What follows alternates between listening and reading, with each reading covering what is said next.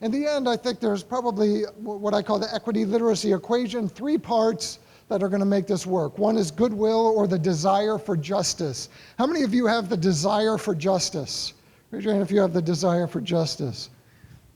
A lot of you, some of you are like, I can take it or leave it, the whole justice thing. And I think too often in education, the currency is just that goodwill, good intention. But the second is the depth of knowledge. Do I understand all the ways equity and inequity operate through, I know this event is more about assessment stuff, but I need to see it in sort of a bigger picture too.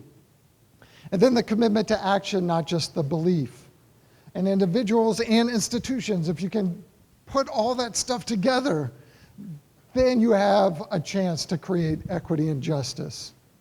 And I think the piece that's so often skipped in education, like I said, is that depth of knowledge piece.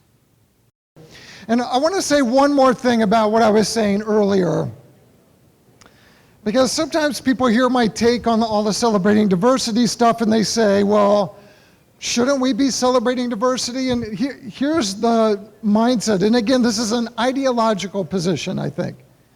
The problem is not the presence of celebrating diversity. The problem is the absence of a more serious focus on equity and justice. If you have a more serious focus on equity and justice, the celebrating diversity stuff might look like a part of that.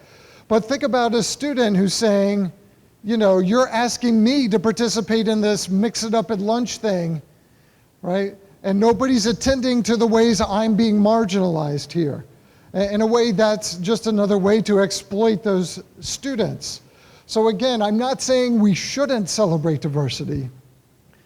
What I'm saying is that celebrating diversity looks a lot more like equity and justice when we're doing it in the context of equity and justice. And also, when we're not doing it in ways that use marginalized people as props for the learning of privileged people.